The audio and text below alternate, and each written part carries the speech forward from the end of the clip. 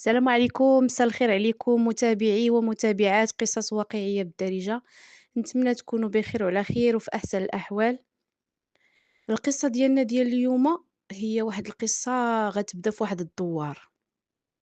واحد النهار الناس قبل الفجر دايزين تيلقاو واحد المرأة كبيرة خارجة من الدار ديالها وغادية على يديها ورجليها، وحتى وصلت العتبة ديال باب دارها وطاحت، وراسها عامر بالدم وكتغوت كتنين. جاو كيجريو عندها، قالوا ليها اشنو الحاجه مالكي؟ بقات كتشير ليهم لداخل الدار. دخلوا تيجريو، لقاو بنتها اللي في العمر ديالها 50 عام، تا هي مضروبه وكلها دم. السيده مغمى عليها، يعني سخفانه، فاقده الوعي. رجعوا عند الحاجه الصالحه اللي في العمر ديالها 80 عام، كيسولوها شكون اللي دار لك هادشي، ما شكون اللي دار لك هادشي. ما قادراش تهضر، هزوها وداوها للسبيطار. في السبيطار الحاجة الصالحة دوزات يومين هي وبنتها وتوفاو، نداهم الله. هاد الواقعة هادي وقعات، والحاجة الصالحة دات مع السير ديالها هي وبنتها. ونرجعوا للأحداث اللور باش نعرفوا القصة كيفاش دايرة. واحد الدوار اللي فيه الناس على رؤوس الأصابع، معروفين كيعرفوا بعضياتهم، كيمشيو عند بعضياتهم. الا كانت شي حفله كيتجمعوا مع بعضياتهم، يعني الدوار كامل كيحضر لديك الحفله. الحاجه صالحه كانت امراه معقوله، وكانت امراه كبيره يعني عندها 80 عام، عايشه في الدار بوحدها. وعندها بنتها سميتها ملكه عندها 50 عام، كانت مجوجه في المدينه، وعندها بنيات جوج، وحده عندها 20 عام ومجوجه، وحده عندها 15 عام سميتها آية.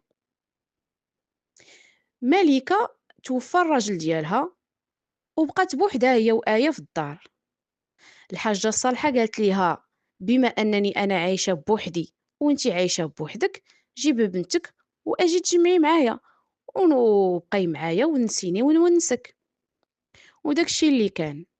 ملكة هزات بنتها وهزات رحيلها ومشات للدوار عند أمها وسكنات معاها. كيف ما كتعرفوا يعني الباديه ما فيهاش بزاف د الحوايج، ما كاينش فين تدوري، ما كاينش فين تساراي، ما كاينش فين تخرجي، كاين واحد شويه الملل، ماشي بحال المدينه. المتنفس الوحيد اللي عندهم هو نهار تيكون شي عرس، شي ختانه، شي سبوع، يعني كيتجمعوا الناس وكينشطوا وكيلبسوا وكيفرحوا.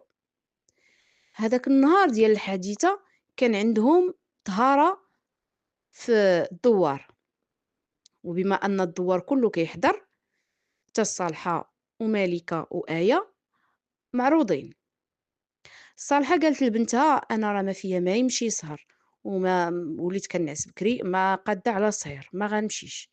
مالكة قالت لأمها حتى أنا الوالدة ما قديتش نمشي وما فيا ما يمشي. بعكس آية قالت لهم أنا حضرت القفطان ديالي وبغيت نمشي للحفلة. داكشي اللي كان، مشات للحفلة.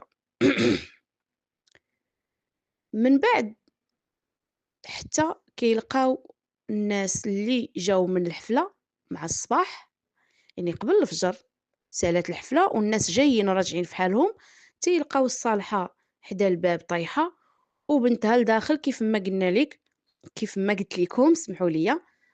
آه طايحة حتى هي وغارقة في دماياتها وفاقدة الوعي ديالها.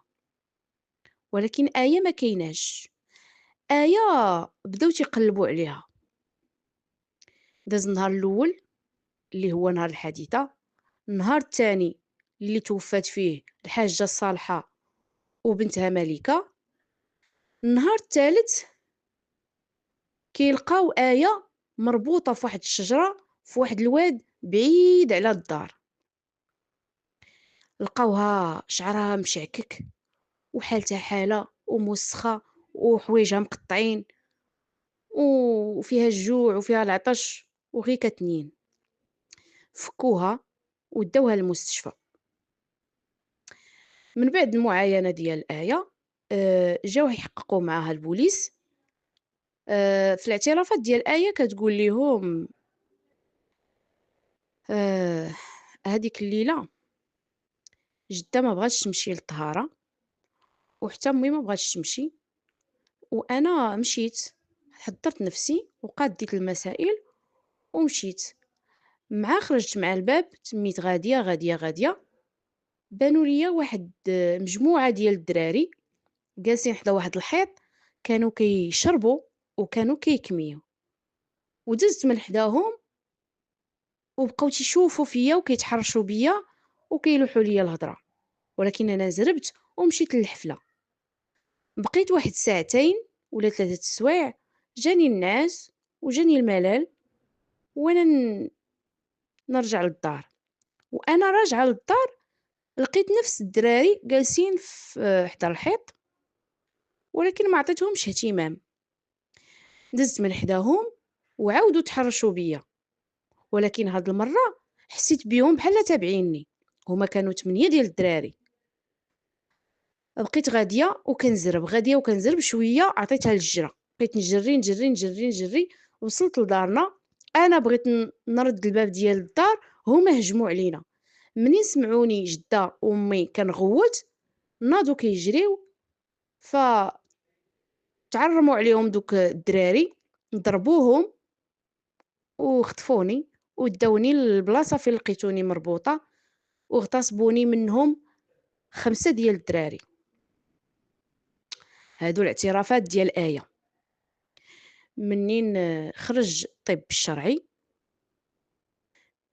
كيقول بأن آية ما تعرضتش للاغتصاب.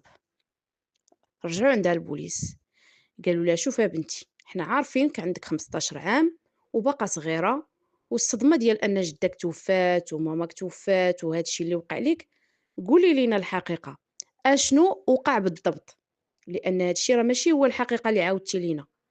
والدراري اللي حنا شديناهم راه حتى شي واحد فيهم ما تحرش بك، وحتى شي واحد فيهم ما اغتصبك، وهما ما داوهاش فيك كاع فاش كنتي دايزة.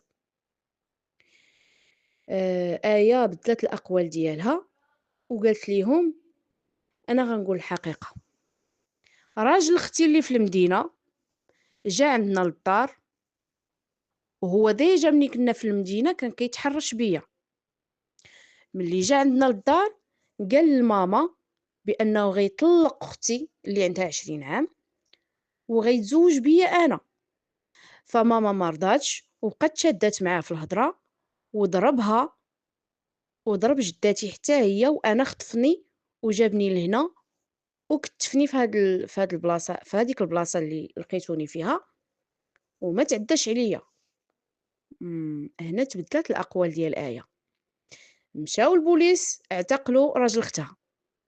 راجل اختها كيقول بأنه ما مشاش للبادية وما شافش آية وما شافش أمها وما شافش جدها نهائيا، والخدمة ديالو ما كتسمح ليش أنه يغيب.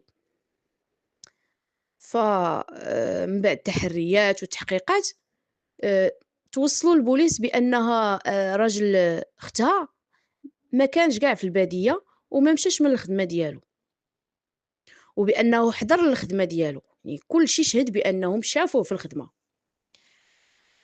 البوليس هاد المرة رجعوا عند آية وحرشوا معاها الهضرة لأنها زادت فيه. قالوا لها شوفي حنا دايرين بالسين ديالك وما بغيناش نحرشوا معاك الهضرة، ولكن انت راه زدتي فيه، المهم غوتوا عليها مزيان وخلعوها مزيان وهي تعترف.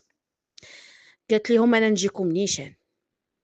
الليله ديال الختانه نوضتها مع جده لانني بغيت نمشي للختانه وهي ما بغاتش تمشي، وماما حتى هي ما بغاتش تمشي، وقالوا لي الا ما مشيناش حنا حتى انت ما تمشيش. مشينا حنايا تمشي، ما مشيناش ما تمشيش. وكانت كتزير معايا جده بزاف، كتقول لي فين خارجه فين داخله فين خارجه فين داخله، وانا هنا جاني الملل وما جاتنيش العيشه هنا في الباديه بحال اللي كنت ساكنه في المدينه وما عجبنيش الحال.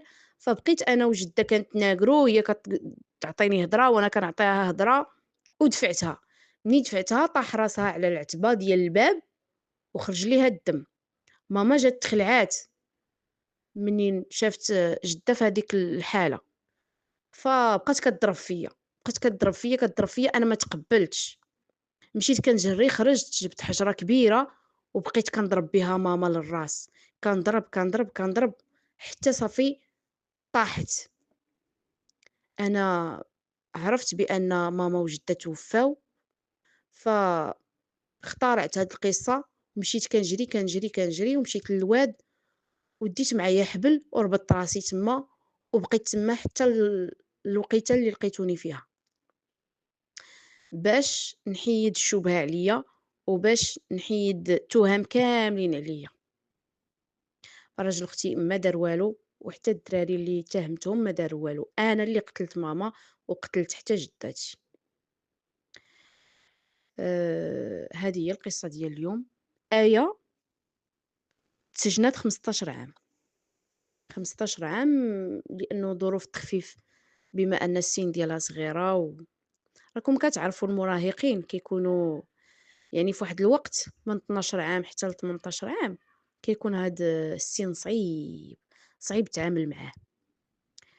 فرفقًا بوليداتكم وحاولوا تعرفوا تتعاملوا معاهم في هاد السن. وحتى الوليدات اللي من 12 عام ل18 عام، الله يرضي عليكم تصنتوا لوالديكم، لأن والديكم هما أدرى بمصلحتكم، هما اللي عارفين شنو اللي مزيان ليكم وشنو اللي ما مزيانش ليكم. كنتمنى نكون خفيفة على قلبكم وتصبحوا على ألف خير.